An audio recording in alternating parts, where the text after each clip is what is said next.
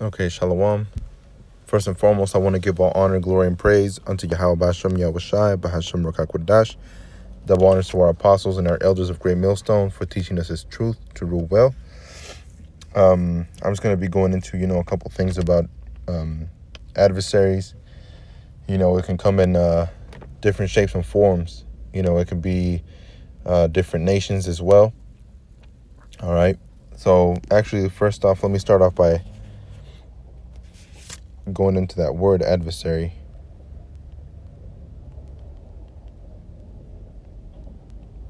It says a person or a group or a force that opposes or attacks, opponent, enemy, or foe.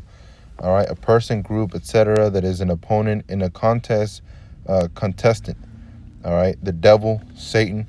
All right, so the adversary are people that are against this truth. All right, that's who our adversary is.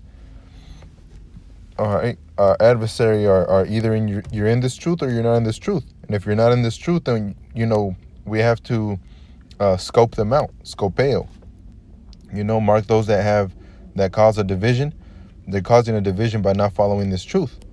And you have what Shai said in Luke. What was that? Luke 11:23. I'll come back to this one. He that is not with me is against me, and he that gathereth not with me scattereth. All right. So Yahweh Ba'Shem Yahushai is letting you know. All right, who the adversary is, man. Those that are not with you. All right, those that are not for this truth. You see? And I was at camp the other day, and I had these police officers come up to me and started asking me questions, and I answered to the best of my ability, and I answered truthfully, and I didn't hesitate to answer, I wasn't standing up there like, what, fuck you guys work for the government, you this, you that, you guys work for the Edomites, and it wasn't anything like that, man, because I was taught to be wise, all right, to be wise and to know what a serpent knows, man, to be harmless as a dove, be as wise as a serpent and as harmless as a dove. All right, so I'm going to start off with Matthew 5:25. It says, agree with thine adversary quickly whilst thou art in the way with him. All right, so if I was there with him and, he asked for my ID, he asked for an ID, all right, and I didn't hesitate, all right, to get him the ID, but also, I showed them slowly that I was pulling out my wallet, because if you if you reach quick when you're with these cops, or these people, that they're gonna assume the worst of you, man. Especially you so-called Negroes, Latinos, and Native Americans. If you look like the other nations, they might not.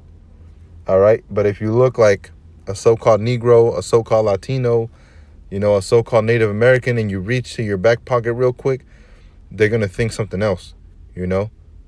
So I told them, okay, give me a second. I'm gonna get my wallet. All right, reach for the back, pull out my wallet, give them my ID card, and that's the smartest thing you could do. Agree with your adversary, man. If he tells you you can't be in this corner, all right, go ahead and move somewhere else. Just ask him politely. All right, where would you suggest I go?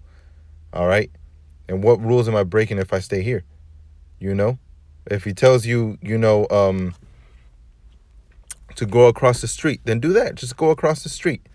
You don't have to sit there and argue and try and convince them, because we're not here to argue, man. We're here to spread this truth, and arguing just simply is a waste of time, when you could have been edifying. So something edifying can be something like that, just something simple. It didn't take more than 5 minutes for us to get over whatever we had to discuss. They parked on the side, watching me. Two police officers, two different police officers, two different vehicles. They parked on the side, and they stayed there watching me for about another 10 minutes. Didn't socialize with me after that. In those 10 minutes that they were in the car, and eventually they just took off. They left. They had nothing to speak against me. you know? And that's why our conversation should always be a godly conversation. You see? Because they can't speak anything against you when you're just speaking truth, when you're just speaking out of the Bible. All right, so Matthew 5:25, agree with thine adversary quickly whilst thou art in the way with him. All right, so while they're there with you, don't try and speak with him after you're already going to be, cuffed up and thrown in the back of a cop car. All right, do it while he's there. All right, sir, here's my ID card. I know I don't have to provide it for you. All right, it's not against the law if I don't, but I don't have anything to hide. All right, this is my ID card. And that's it. All right, that way they can get a little sense of, okay, this man actually knows, that he doesn't have to, but he's providing it. He's not hiding anything. He's just out here preaching. He's not hurting anybody. He hasn't, cussed at anybody or discussed anything with anybody, so they'll let you go, man. It says, lest at any time the adversary deliver thee to the judge. All right. And the judge would be who? Those people that sit up in a courtroom. All right. And they have that little, I forgot what that hammer's called, the little hammer that they carry. But those are the judges, man. You're going to be presented. Okay, why didn't you present your ID to officer so-and-so, John Doe? All right. Well, because, this and that, it's going to go worse for you. You see what I'm saying? It says, and the judge deliver thee to the officer. All right. So if you broke the law because you try to sit there, argue with a police officer, and they could say the same thing that you can say, man. All right. Like I was mentioning, it's not edifying to the body, to sit there and argue. The same thing with the police officer. The police officer can arrest you for wasting their time. All right. It's a crime to waste their time. So if you were there arguing with them and not cooperating and doing this and that, they can actually arrest you for that shit, man. And you'll go to jail for wasting their time, or you'll get a big ass ticket. You see? So after you go to the judge, he'll hear you out, and if he deems you to be worthy of a crime, all right, he's going to deliver you to the officer, and then it says, and thou shalt be cast into prison, and the officer is going to cast you into prison, man. That's why it's better to be smart about this thing, we always bring up about the those men that were driving in the car, and they got pulled over by a cop, all right, and they didn't want to roll down their windows, and the cop told him to roll down his windows so he can speak to him, and he was like, no, I don't have to. It's not against the law if I don't have to. If it, it's this and that. So finally, the cop broke through the window, pulled that dude out, and while he was pulling him out, that dude started praying or screaming out, Yahweh Hashem Yahushai, Yahweh Hashem Yahushai, Yahweh Hashem Yahushai. The Most High is not going to save you from that, man. You're supposed to be smart about this shit. Of course they're going to be suspicious of us because they're looking at the outward man, all right? They're looking at the appearance. Oh, this guy's dark skin. He looks dirty. He's probably smoking weed. He's probably doing this, and that. So prove them wrong. How do you do that? By cooperating, all right? Now, if they tell you you have to cooperate with us and take the RFID chip, obviously shit like that you don't do, So it says, verily I say unto thee, thou shalt by no means come out thence till thou hast paid the outermost farthing. You see, so whatever they deem you to worthy of punishment, that's exactly what you're gonna have to pay out, man. You're gonna have to pay out that punishment. All right, and that is a punishment, even a punishment from the Most High for not hearkening unto the words of the prophets and the men and the wise men. You see what I'm saying? So it's not just because you're in this truth, you're invincible, man. So let me get what was it? Luke 12. And I believe it was like 57. It says, Luke 12 and 57, yea, and why even of yourselves judge ye not what is right? You see? Even judge the smallest of things, man. You got to judge everything, all right? It says, when thou goest with thine adversary to the magistrate, all right, which is the ruler, all right? And we'll look that word up. It says, thou art in the way. As thou art in the way, give diligence that thou mayest be delivered from him, lest he hail thee to the judge. All right, hail, to pull down, to throw. All right, to the judge, and the judge deliver thee to the officer, and the officer cast thee into prison. You see, so it's basically the same thing we just read in the book of Matthew. It says, I tell thee, thou shalt not depart thence till thou hast paid the very last mite. All right, the very last thing that you were accused for, that's exactly what you're going to have to pay. All right, it says, when thou goest with thy adversary, with the word adversary means to be against. All right, an opponent in the suit of law, an adversary, an enemy. All right, we'll go down. Adversary to the magistrate, which is like a king, a ruler. All right, a ruler, commander, chief, a leader. All right, in the way, give diligence that thou mayest be delivered. All right, give diligence that thou mayest be delivered from him, lest he hail. That means don't stand there and start arguing with him. All right, give diligence that thou might be delivered. How? By cooperating with him, man. You know, if you're at camp or if you get pulled over or something like that, you know, be wise as a serpent and as harmless as a dove. All right. It says to draw down, pull down, to draw long, drag forcibly. All right. You're going to be dragged forcibly like that man that was dragged out of his car and he started saying, Yahabashim Yahushai, Yahabashim Yahushai. You know, be diligent, man. Understand, be circumspect. All right. That he may hail thee to the judge, and the judge deliver thee to the officer, and the officer cast thee into prison. All right? And you're going to have to pay out what you're going to have to pay out, man. If you go to prison for being unwise, then that's your punishment right there, man. You know? Now, if you go to prison and you're being wise, all right, then that's something that we have to go through also. You know? That's something that we're going to have to go through. And actually, let me get that.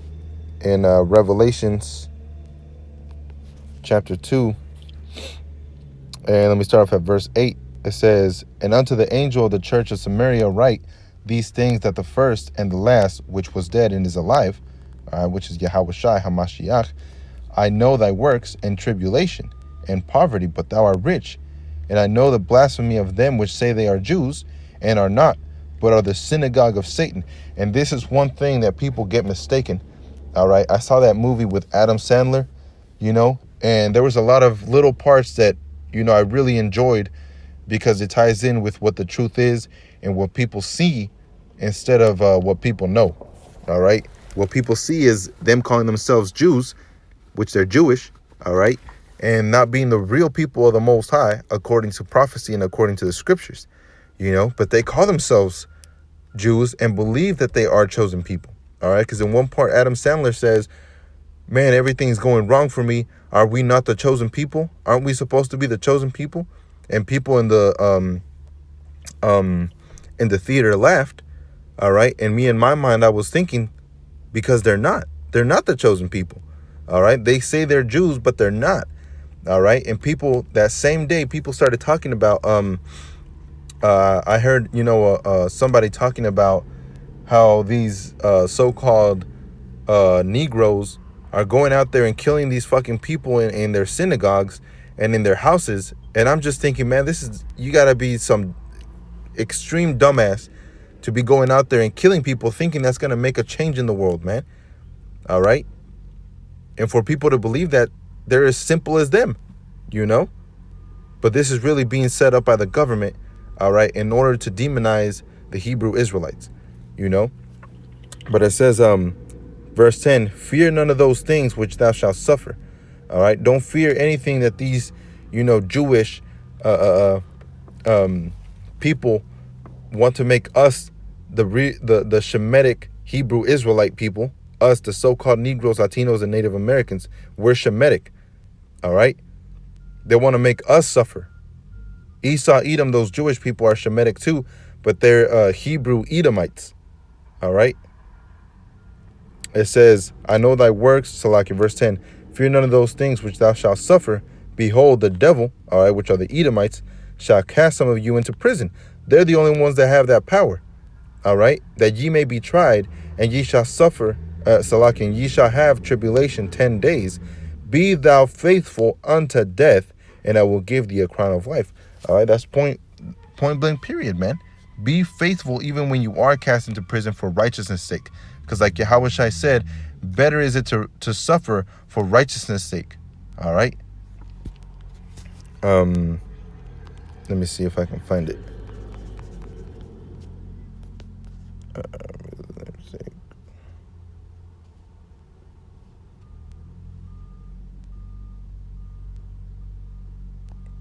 I believe it was up here.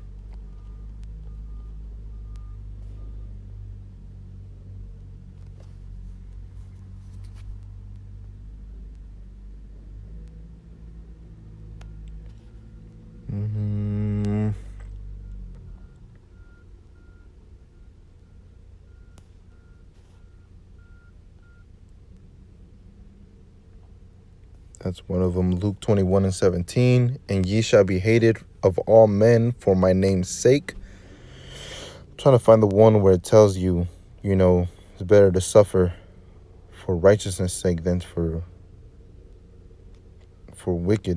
being a wicked man. Let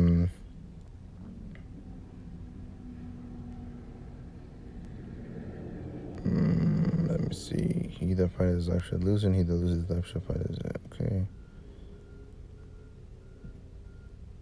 There we go. Matthew 5:10. Oh, that's the one that I was going to go to in a minute. All right. I'll come back to this one then. Let me go back to Revelations 2:10.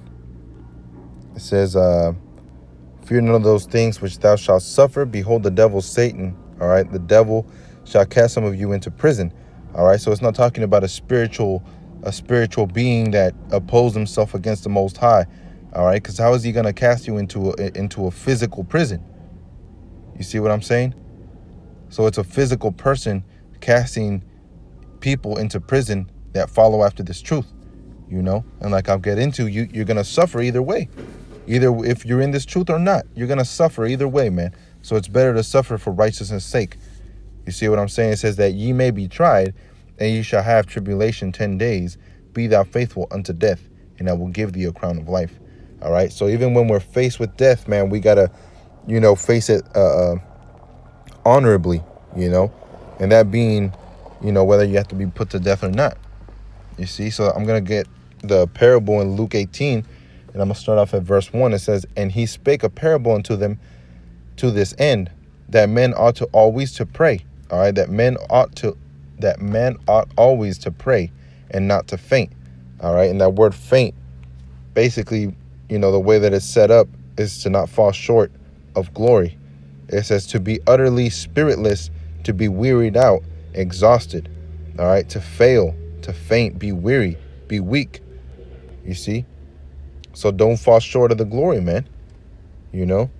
So it says, and he spake a parable unto them to this end, that men ought always to pray and not faint. All right? Don't faint in this truth, man.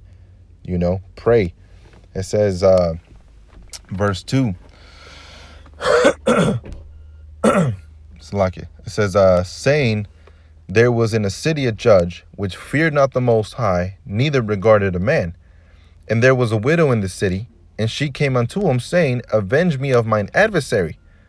And he will not for a while, but afterward he said with himself, though I fear not the Most High, nor regard man, yet because this widow trouble me, I will avenge her, lest by her continual coming she weary me. All right. So this man was not righteous, but he still avenged that woman. All right. He still avenged the woman. You see? So Yahushua is setting it up to make it a similitude unto the elect. All right. Verse 6. And the Lord said, hear what the unjust judge saith. All right. And we read what he said. All right. I'm going to go ahead and, avenge this woman, or else she keeps coming back and she's starting to weary me. All right. So Yahushua is making this parable to symbolize what the elect are going to be doing. It says, and shall not the Most High avenge his own elect? Why? Because we're crying day and night. All right. For the things that we suffer, for the things that we're going to go through. You see? And that's why we have to be wise, man, because if you're not wise, the Most High might just leave you out. You see, he might just drop you, man. So it says, which cry day and night unto him, though he bear long with them, I tell you that he will avenge them speedily. All right? He will avenge them speedily. Nevertheless, when the Son of Man cometh, shall he find faith on the earth? All right? And that faith is something very important that we carry, man.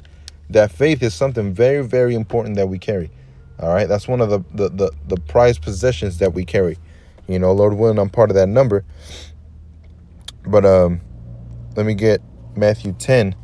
Blessed are they which are persecuted for righteousness' sake. You see, because everybody's going to be persecuted, man.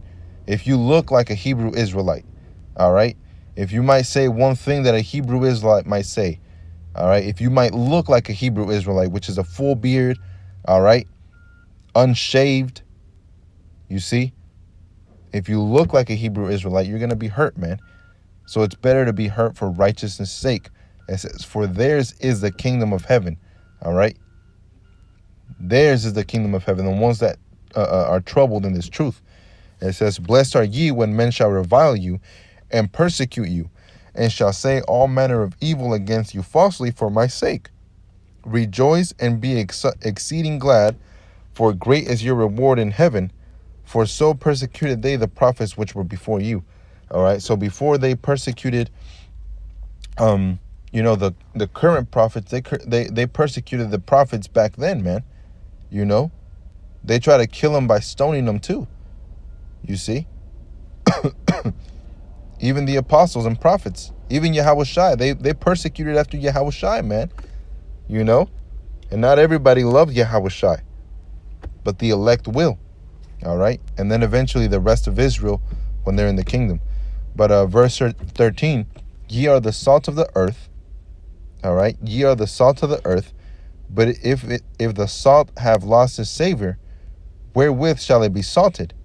It is henceforth good for nothing, but to be cast out, and to be trodden under foot of men. And what is this salt that we carry? This truth, man. Yes, you know, Israel, you know, knows how to dance, and they know how to sing, and they know how to do a lot of things, man. All right, we know this. We know this through the scriptures. But what really defines Israel? What really makes Israel separate from these other nations? Holy. This truth. This truth is what makes this salt, all right? This truth is what makes us flavorful to the Most High, man. This truth is what really separates us from these other nations, because nobody else carries this truth. Like it says in Revelation chapter 4, only the elect know how to sing this beautiful song, man. And that's this truth, all right? So if you lost this Savior, if you lost this truth, if you don't have this truth, then what are you good for? For dancing and singing? That's nothing. That's vanity. All right? Superfluity. You see? That's extra shit, man. You need to go to the basics, and that's this truth. All right? That's what makes you an Israelite. This truth. You see? It is henceforth good for nothing but to be cast out and be trodden under foot of men. You see? So it's better to suffer for righteousness' sake than for wicked doing, man. Than for not knowing. My people are destroyed for lack of knowledge. Hosea chapter 4 and 6. All right? And I'm going to end it with this one. Ye are the light of the world. Who? Who is the light of the world? The people that carry this truth, man. All right? Only those people that carry the truth. Later on in the kingdom, those people that died in this side, the Israelites, the 2/3 of Israelites that died on this side, are going to come back through the elect seed. All right? But for now, the elect are those beautiful lights, man. All right? It says, a city that is set on a hill cannot be hid. You see? A city that is set on the hill cannot be hid. And that's why people notice you. All right? That's why they're coming after you.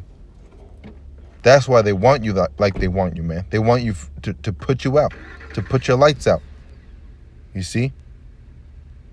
Because of the light that we carry, because of this truth, because of how dangerous it is for them and their society. All right? But you have to be as wise as a serpent and as harmless as a dove, man. Just because we know these things does not mean we have to go out there and start implementing them ourselves. Because only the Most High and through the Most High can all these things be done. They cannot be done by men alone. All right? And I hope that was edifying. And with that, I want to give all honor, glory, and praise unto Yahweh, Bahasham Yahawashai, Bahasham Rakakwadash. Double honors to our apostles and our elders of Great Millstone for teaching us all this truth. Shalom to the brothers out there pushing this truth out in sincerity. Shalom.